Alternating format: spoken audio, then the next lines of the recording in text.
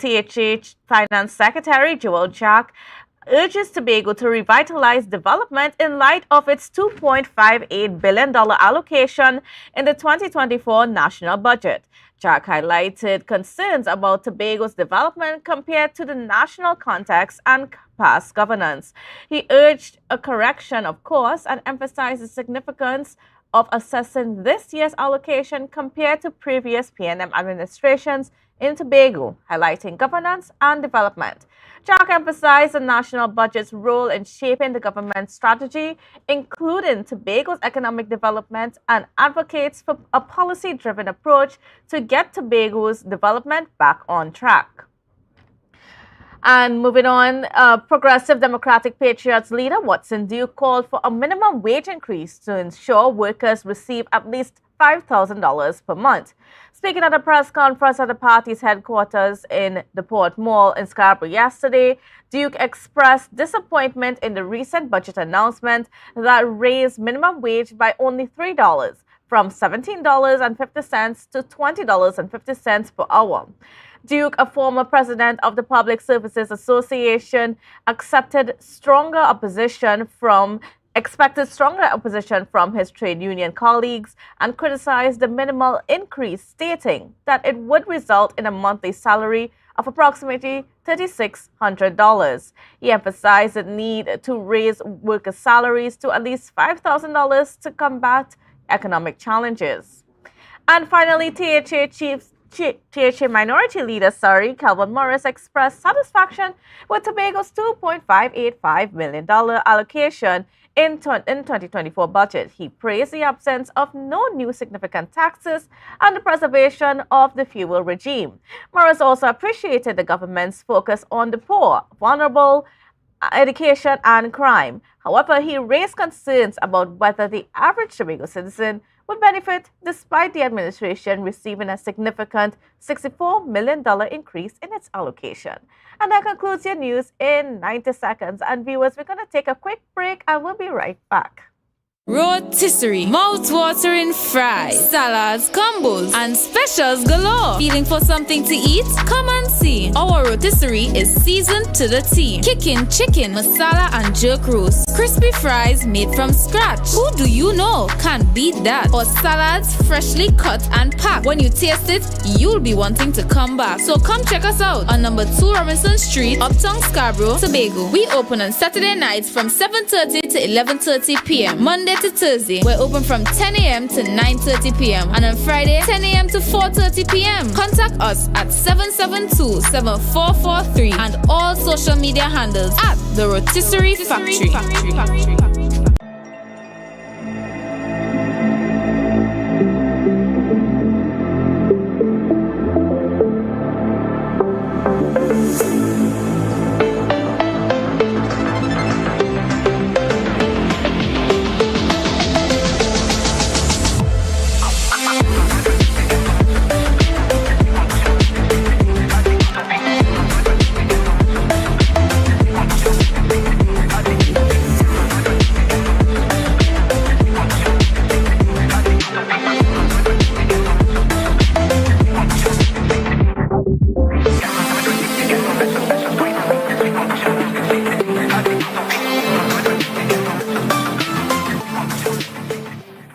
Mount Pleasant Credit Union Back to School Loan Promotion. Loans up to $15,000. Requirements: job letter and a payslip no more than 1 month old. Utility bill, copy of book list, salary deduction, 10% down payment. For self-employed persons, evidence of income and expenditure, bank statement, 12 to 18 months. Other supporting document. Promotion ends October 18. Contact us at 639-8375 or 8108 or check us out on www.mpcutobago.com or email us at loan@mpcutobago.com. Mount Pleasant Credit Union's Back to School Loan Promotion.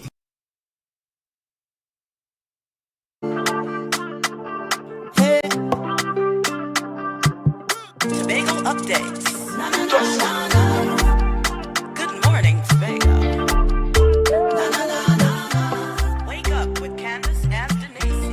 Back to Good Morning Tobago on Tobago Updates. Viewers, Now, of course, this week our discussions are so heavily focused on the national budget because it affects all of our lives, and we are continuing that this morning.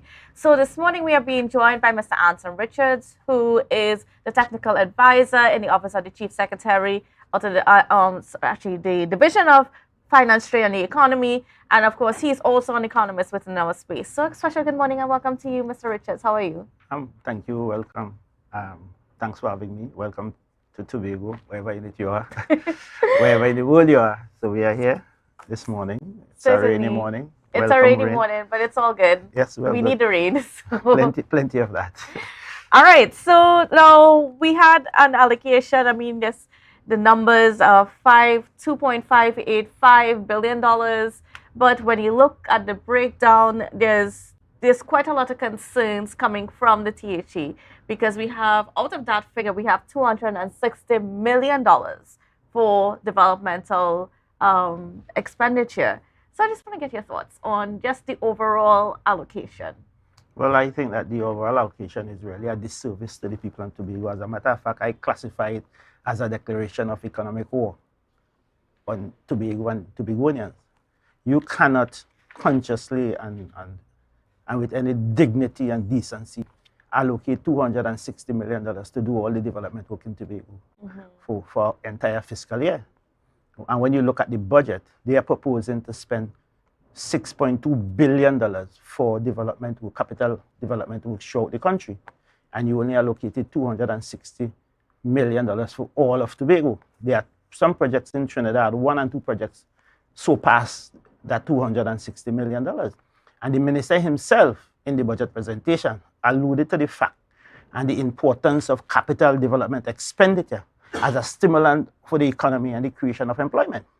And if he is aware of that, why is it that he is shortchanging Tobago on the development end of the budget?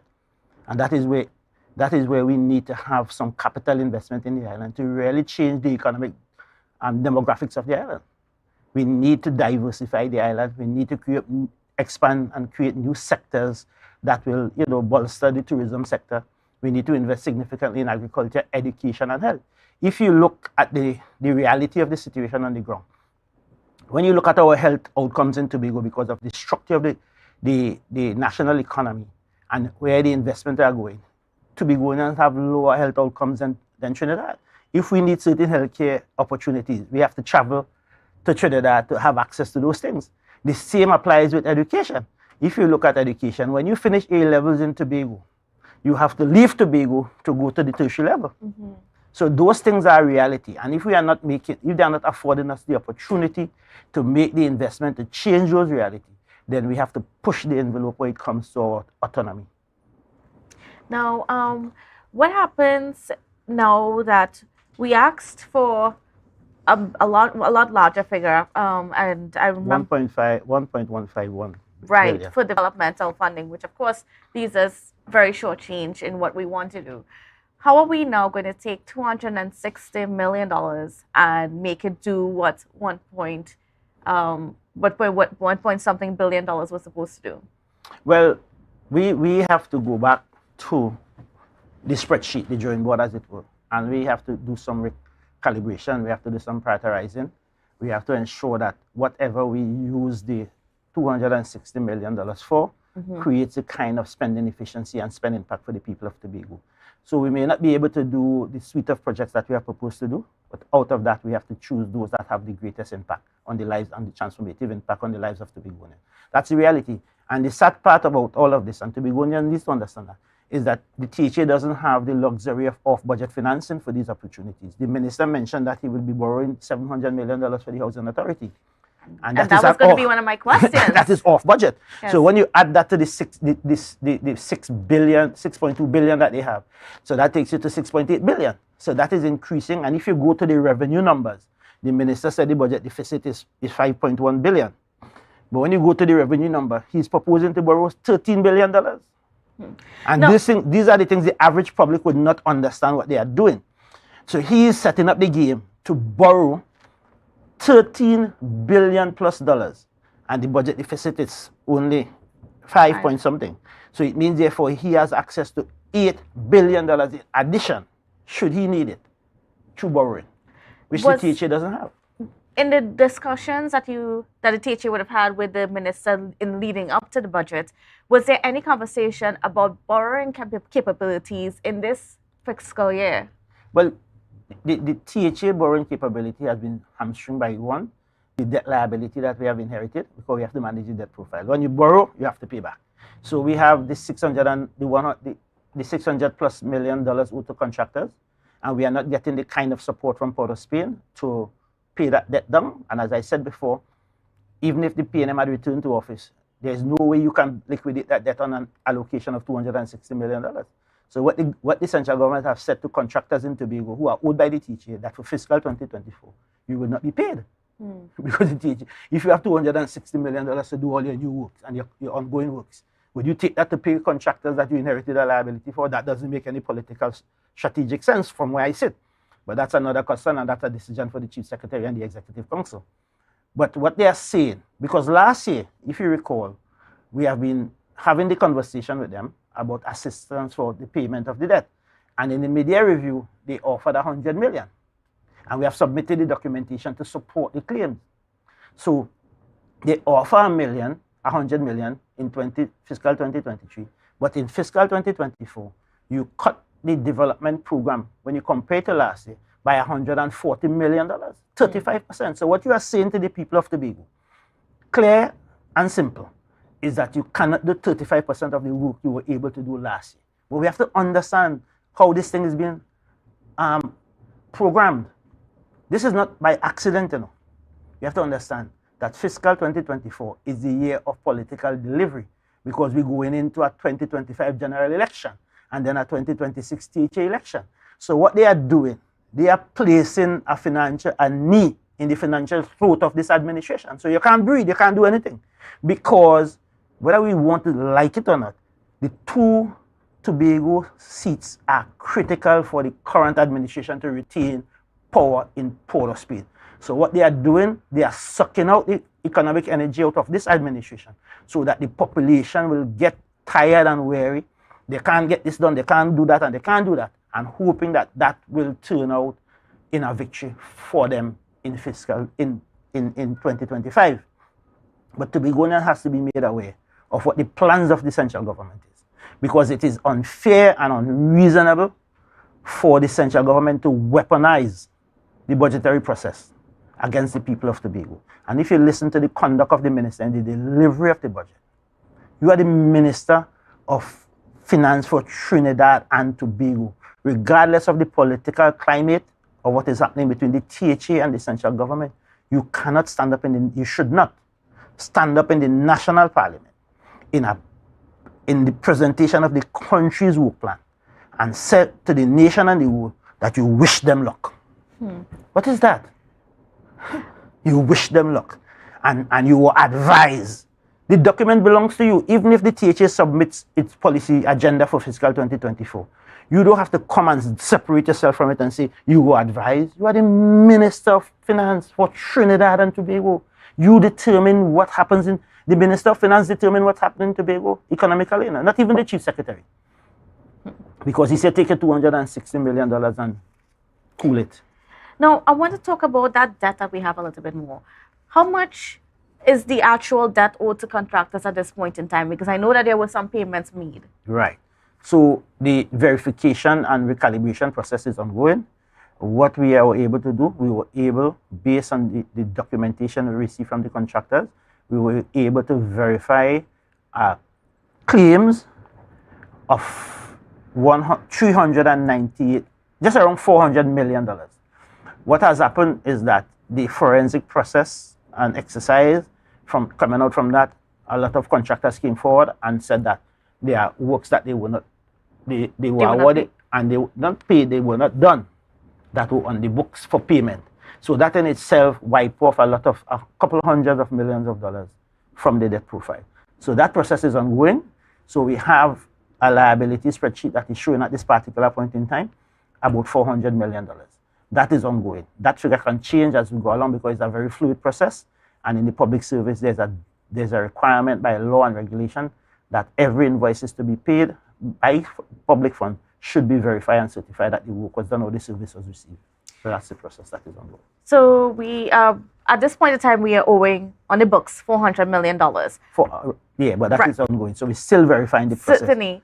And we only got $260 million for development funding, out of which some of that has to go to contractors. Well, the contractors are owned under the development works, and definitely how the government system is set up and the charts of account, you have to pay under the line item, which will be development works and so forth. And definitely there's a regulation in the public service that says the previous year's debt has the first call on current year's allocation. What that is really saying is that you should pay your debt first before you do anything new. I don't know if that is what Colin Imbert and them is trying to force the assembly to do, but I know the chief secretary is a very wise young man, and I will like to think that he is very, very sensitive of these strategies and will respond appropriately in the circumstances. Are you in a position to tell me how much percentage of THA's development funding was spent on paying debt over the last 2 fiscal years? Well, I can't give you that figure at hand, because what happened is we have been paying where we make saving, we were paying the debts. So I can't give you a ballpark figure. Okay. But we have been working, and it is a very tight rope. You know, when you have $300 million and $260 million for development work, there's very little air in that jar for you to pay any other outstanding liability, because the demands are so high. If you recall, at the end of 2022, there was significant infrastructural damage on the road infrastructure and the retaining systems around the island. Those works are still outstanding. Badrak is to be fixed. Their road, the Bloody Bay Road, the Castara Road, there is some arrangement there or some requirement for the acquisition of land. And there's a host of other small land slippage across the island that we need to pay attention to. And $260 million definitely cannot provide the fiscal requirement to treat with the developmental needs of the island. If you are saying that we are not generating enough revenue in Tobago, and let us take that as an argument, therefore, you, the central government, given the setup of the country, this colonial setup that Port of Spain will determine whatever you do in Tobago, because that is what it is, and you want Tobago to be more self-sufficient. It means, therefore, the central government has to come to the place and recognize that for the transformation of the Tobago economy to take place, there has to be a sustained capital investment program over a period of time, worked out between the central government and the THA and the people of Tobago. If that does not happen, we will continue to have this conversation when all of us are long gone. And so now looking ahead, so we have that $260 million, and we have a whole list of things that need to get done in Tobago. A whole lot of roads, as you mentioned, need to get fixed. How are we going to start to tackle that? I mean, we heard that the minister wished us luck on our all the plans that were outlined in June. What he really said to Tobago, let me see all you're going to survive with $260 million. But that is what the luck story is about, because if you look at the conduct of the minister in this year's presentation compares to last year's presentation, you see the ocean that has, Yes. been created between that. And whether we like it or not, and whether we want to say, whether persons will say you want to politicize the thing, this is clearly, and it is an inescapable conclusion that this is clearly a reaction to the current political climate or exchanges between the THA and the central government. There's nothing to convince me otherwise. It is clearly a reaction to that. Because I am taken aback at the conduct of the minister. And we have a prime minister, a sitting prime minister, who is a Tobagonian. And I cannot understand why a prime minister who is a Tobagonian will sit in a cabinet and allow this kind of atrocity to be perpetrated against the people of Tobago. My expectation is, or my outlook is, I want to see how the prime minister and the 2 members of parliament for Tobago East and West will stand up in the national parliament and defend this budget in the interest of the people of Tobago. Yes. I hear the minority leader is talking about significant increase of $64 million. $64 million, you know what the money is provided for? The money is provided to pay arrears on the 4% for the teachers $44 million out of that. And then the remaining is to continue the increased salary payment for the rest of fiscal 2024. That is an increase. That is a liability expense that was owed by the central government to workers in Tobago. And he's talking about $64 million increase. And they don't go into the document and understand what the money is there for. We have not enjoyed any increase in this thing. As a matter of fact, we have lost $140 million on the development side of the equation between fiscal 2023 and fiscal 2024, which is really an attack against the livelihood and the progress of the people of Tobago. So now, I mean, moving ahead, how are we going to, let's say, like when you look at some of the plans, how are we going to prioritize what roads need to be fixed, first of all? Because I know we're always complaining every day. There's so many roads that are in trouble, that need immediate repairs. There are those that were destroyed with the passage of the weather patterns last year and so on. Definitely. How are we going to begin to start to treat with those issues? And not just those issues, but we have a whole lot more things in different parts that need to be taken care of. Well, definitely.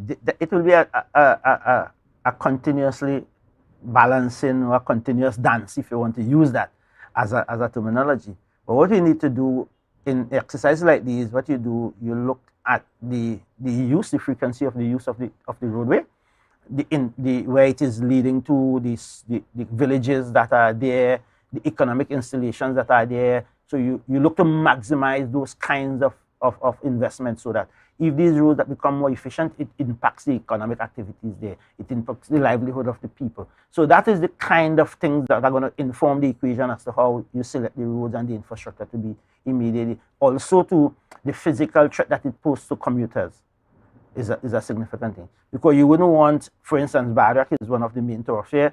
There is some physical thing happening there. You wouldn't want to leave that hanging there unattended to, and then you have a greater slippage that takes the life of commuters. So therefore, those are the kinds of considerations that will inform the prioritizing of the infrastructure that needs to be done. And then the other critical factor in the equation is the strategic direction in which the administration determines the island needs to go into. So because you have to put the investment there so that the whole island can move in that direction, because it's spending that will move us in that direction. Because as the Prime Minister would have loudly shout to the world that we don't have legislative authority. So we can't command people behavior through laws. We have to influence people's behavior on the island in terms of our economic transformation through where we are doing the spending and the efficiency of our spending. Now, when we look also forward to trying to figure out what's my thoughts here, but trying to figure what are the investments that we are going to be making with that money. Are there any projects that we're looking at that will be bringing in revenue that we are going to be putting some emphasis on? Well, that will be a matter for the Executive Council to speak to, the Chief Secretary and the Secretary of Finance. But definitely revenue generating projects and will be a priority, because we need to increase our revenue flows. So that will be a focus for this administration. The Study Park Quarry is an item on the agenda. We need to do more there in terms of the capacity for production and all of that, because we are targeting export. So that may receive some attention. But I think the overall matrix for that is a matter for the Chief Secretary and the Executive Council to decide on.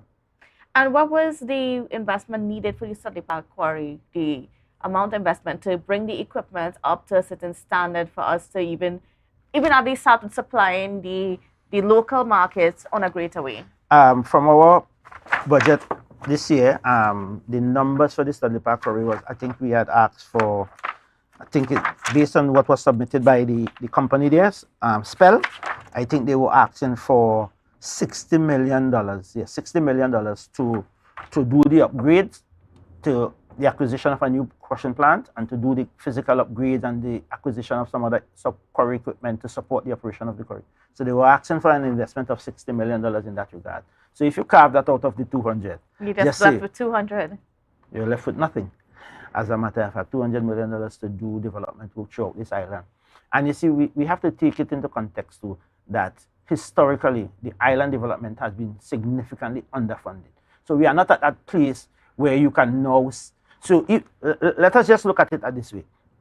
Let us say if over the last 20 years, the central government was doing the kind of investment that was required to grow and transform the economy. We might have been at a place now where Tobago is now uptaking more revenue. Our physical infrastructure and the economy infrastructure is well developed, and therefore the requirement of investment from Port of Spain would have been declining over time because the economy is growing, it is expanding, it is transforming. So then, there's an inverse relationship between the investment requirement and what is happening in the physical development and transformation of the economy. We are not there yet. We're still at the infancy stage. The economy is still grappling with the impact of COVID-19, especially in the tourism sector. We are still climbing out of that black hole, if you want to call it that. And therefore, there is a need for a recognition that the Tobago economy has to have a sustained capital development investment program for about 10 years as a minimum, targeting key infrastructural requirement for the development and transformation of the island economy. That is something that needs to be worked out. Whether it's $500 million a year for the next 10 years, which will give us $2 billion in investment, we need to work out the logistics of that. We need to have that agreed to.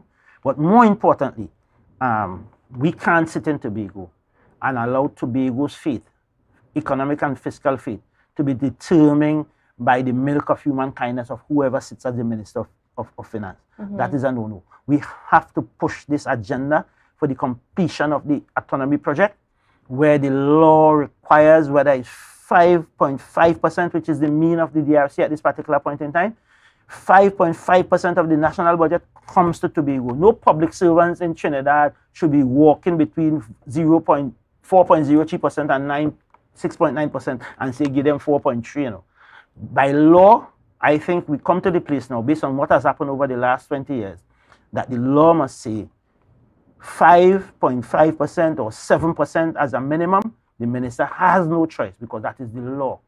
I think we are at the place now too that the Chief Secretary and the Secretary of Finance must give serious consideration to trigger the DRC again. I think the time has come for that to happen because there's nothing for us to lose. We are already being fed at the lower end of the DRC. If we go back to the DRC and they say, well, they're still within the 4.03%, that is what the reality is today. But given 20 years of evolution and development and the changing factors that inform that, the growth in the island population, I am certain that the minimum that the DRC will going forward is nothing less than 6.9%. Now, what about making a case to the minister about presenting a plan that if you give us this amount over the next 5 years or so, these are the investments that will be made with that money, and this is the revenue that's expected. And then when we start getting that revenue, then we don't exactly need this great total coming from the central bank because we would be self-sustaining ourselves. Well, this is an annual work plan of that very conversation. If you go through here, so when we said we wanted $1.151 billion, it's to do exactly that, right? And that is what the annual budget statement said. It said these are the things that we propose to do, and these are the transformative impact it's going to have on the economy. If you listen, and I'm not putting any winning the Chief Secretary and Secretary of Finance sale this morning, but if you listen to the budget presentation in terms of the narrative that was presented in the House of Assembly in June, compared to what was presented in the Parliament for over 4 hours, you recognize that the central government have lost its way in the development of the island. I think Colin Imbert and those persons and the Prime Minister have been around too long. I think we need some new ideas and some new faces in the National Parliament. So probably the time has come for us to look at how long persons stay in the National Parliament. We talk about 40 years and 30-something years, and we are still struggling with basic issues of crime, security, education, health, infrastructure. And and billions or trillions of dollars have passed through this country from oil bonanzas and oil prices and all of that, yes. And we are still struggling with these basic issues. It means, therefore, we have a serious crisis in leadership. And I think a lot of persons in the Parliament, including on the opposition side of the bench, have overstayed their time. And it's time for the population to say, you have been wrong long enough. Turn off the light. The game is over. On some of those persons who are in Parliament. So I think we are at that place. And definitely there is need for some serious rethinking. I think the Constitution, as a matter of fact, I have come to the place that I think we need to have a new project, a national project. And I take this from one of my sons. I think we need a project that speaks to a new nation. A new nation. A new nation, and it starts with the social contract, the Constitution. That needs to be rethinked. It has not worked. It is a colonial piece of legislation. It's a Westminster system of government that mimics the colonial arrangement that existed before. It has not served us well. It is not serving us well, and it is foolhardy for us to go forward with it. And that's why the first project in the New Nation project is the internal self-government project that needs to be completed. Certainly, and well, I mean, while that remains a while off, we are still left to grapple with the current realities of the situation. And you know, when you look at what was presented in the budget in terms of, the minister said something interesting, like when he spoke about Caribbean Airlines and the Sea Bridge and so on, where he said that, you know, the government continues to make the investments to expand CAL, to expand its fleet, to expand its routes and whatnot, and provide sufficient on the air bridge. He says that every day there are a continuous number of empty seats, whether it's on the planes or on the ferries. You know, so and this continues to be a problem for Tobago, in the sense that when we look at growing our tourism product, when you talk to the business community, the hoteliers and so on, access to Tobago, travel to Tobago continues to be a problem. But from the minister's side of things, when they look at just the numbers, like when they put in the empty seats and so on, they don't see it as a problem. Okay. So then what needs to change about the conversation that we are having with the Minister of Finance to make him a bit more aware of what needs to be done to fix that transportation for us to be able to also improve what we are generating here in Tobago in terms of revenue? Well, so the issue here with CAL, and let us use CAL as the point for the conversation. The issue with CAL, based on what the minister was presented.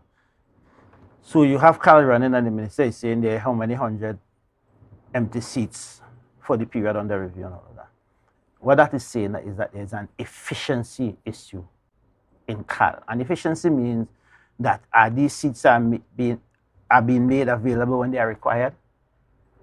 And there are historical data that tells you, all of us are from Tobago and we know, that on weekends, let us say from Thursday to Tuesday, are really the high demand periods, right? But that doesn't say that you will not fly the plane from Wednesday to Thursday, right? So it's a management issue to maximize the revenue generation capability of CAL based on the demands. You may have, by the very nature of the industry, you may have to travel with a load sheet that is sometimes not efficient in terms of the number of passengers, but that is just the nature of the beast, and that's why the government steps in and do the kind of subsidization of the arrangement. But within CAL and in the greater operation of CAL, there is some deficiency in terms of efficiency in the management of the service on the average. The port is a little bit more efficient with that because their predictability. We know when the boats are leaving.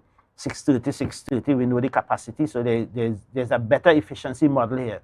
CAL is a little bit more challenging given the nature of the industry, but we need to work on CAL efficiency. But have we been having that conversation? Because there's something that gets missed. So we know here the problems that we face here in Tobago, but when Trinidad looks at the problems, they see something completely different. Yeah. And that's what comes forth in their messaging. Right. So they look at it from basically the numbers. We put in on 12 flights and we're subsidizing 12 flights, so it's a number issue for them, right? While there's some efficiency in the number, but beyond the number, there's even the data that the minister presented in the parliament, there's a message behind the numbers. Because if you are saying that there's so many vacant seats on the thing, it means therefore your booking system has a problem, the timing of your flight has an issue. So all those things you have to continuously do the modeling and the simulation to see what is generating all this inefficiency in the operation of CAL. Because if CAL is saying, I put in on all the flights, to be going and saying, I can't get a flight, then where is the disconnect? Where are the touch points? You have to make some touch point to ensure that when persons are looking for flights are likely to be available, or there's some predictability in terms of the availability of flights. So it is either there is some issue with the booking arrangement for CAL, or two, the flights are not being run when the demand is there. So there's a misalignment between CAL operation and the public requirement for the flights. And Mr. Richards as well, when you look at the theme for the budget, that base for setting up the country for diversification and that sort of thing, that message is coming out from the theme. And we look at, areas for diversification such as tourism, which continues to be a conversation that has spanned many, many years. We've beaten this conversation to the ground.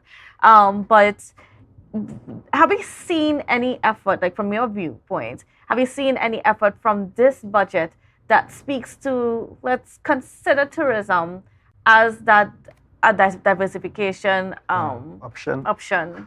Well, and I said it repeatedly, if the central government is interested in diversifying the economy and diversifying it in a context where you can own foreign exchange, which is really the game changer. And let me just work this out for you. So he speaks about the manufacturing sector and the growth in the manufacturing sector and the 17% now, and that's fine. But when you go into the structure and the expenditure profile of the manufacturing sector, you will see the problem you're having. They are importing most of their input into their production processes, right? So you need foreign exchange. And most of the demand for their product is local. So there's an imbalance between their foreign owning and their demand. And that is putting pressure on the forex side of the equation. If you come to tourism, tourism is exporting. People don't understand is the export. It's just that the consumers of the goods and services are coming here to consume it. But it's foreign people coming here to consume your product. So that is classified in the accounts, in national accounting as exporting goods and services.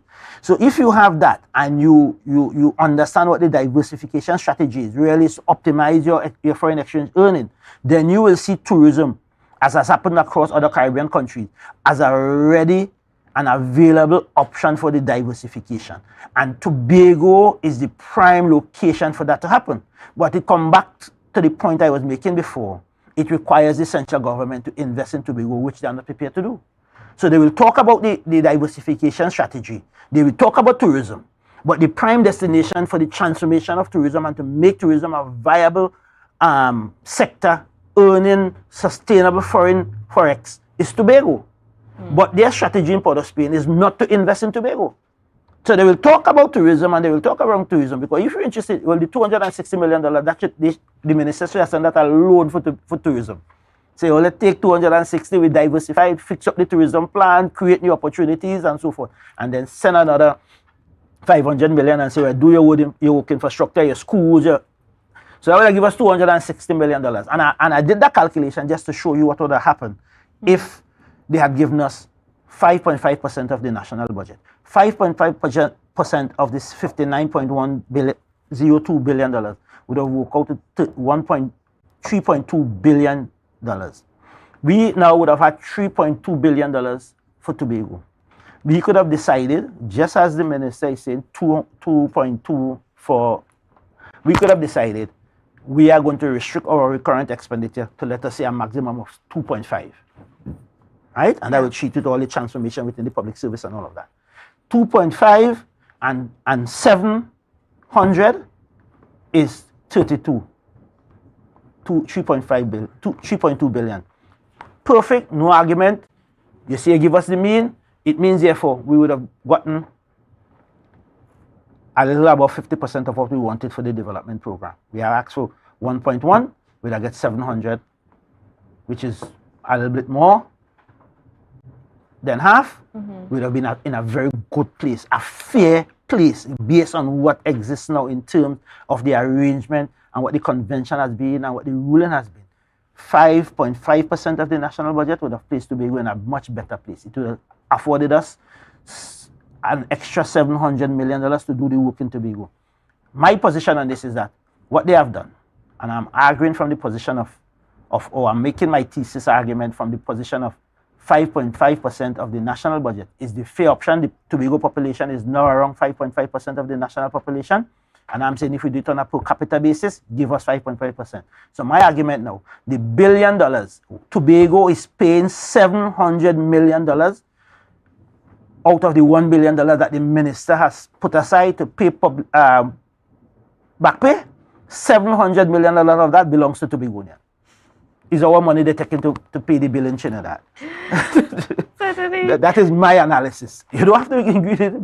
That is what I'm saying to Tobagonian. They have taken your money that you were supposed to receive here and put it to pay arrears. And he's standing up and say he paying the arrears by December. But let me tell him it's Tobagonians paying the arrears because you have appropriated our money that should rightfully come to Tobago and taking it to pay the arrears. And that is the kind of conversation we have to have with Port of Spain, and we have to talk to Port of Spain in a very stern and firm manner. We are not saying that we are going to engage in disrespect and cuss out, you know. This is the reality. This is what is fair. And we will not go weary to speak to Port of Spain across the table in a very respectful manner, but demanding what rightfully belongs to the people of Tobago. Mm-hmm. And then in the last minute that we have, has there been any conversation on the THA level amongst you guys in regards to the impending property tax? And how will that be collected in Tobago? And how would that be used when it is collected? Well, based on the legislation, and the minister mentioned it in the parliament, that the taxes collected for the residential property will remain with local government. I think the same arrangement is in place for Tobago. Mm-hmm. And as a matter of fact, all taxes collected in Tobago stays in Tobago, and then there's this net off effect, right? I don't know what the equation or the model will be with the new property tax arrangement and how the residential tax will be treated in terms of staying with the local government arrangement to deal with sanitation issues and school maintenance and all those issues. I guess they will go back to the same net off issue because it's a way of accounting for the entire tax pool, yes, right? But the money will stay. In Trinidad, what happens now is that all the monies go to the consolidated fund. In the Tobago case, when we collected the tax here, they stays in the THA and at the level of the ministry and the THA. So if you allocated $2 billion and you collect $200 million in tax, you will only receive $1.8 billion from the Ministry of Finance. And you add the two tax revenue collected there, the $200 million in tax revenue, and it takes you to your parliamentary allocation. And what has happened to Andis over the last number of years from fiscal 2017, and I think I made the point here before, and the Chief Secretary has been making the point, and he wrote to the Minister on it, is that the THA was not receiving all its parliamentary allocation. As a matter of fact, as we speak, there's an outstanding amount from 2017 to last fiscal that amounts to over $154 million. Currently, the minister mentioned it, and the reason why he mentioned it is because we have been at the ministry this year to ensure that we get all our allocation. And you see, he mentioned that he gave the assurance that Tobago will get all the allocation. Yes. Right now, there's $19.3 million remaining that we have not yet received from the central government on the parliamentary allocation for the last fiscal that ended on the 30th of September. We are hoping that the minister and the ministry will be true to their word, and that we'll receive that before the end of this week. All right. Or Tobagonians will know that the minister does lie, and he does lie in the parliament. All right. Well, we're going to have to leave it right there. I want to thank you so much, Mr. Richards, for being on with us and for having this discussion. And viewers, please have a safe and wonderful day, even though it's a bit rainy out there. So just watch out for the rain and be safe on the roads. And we'll see you again tomorrow.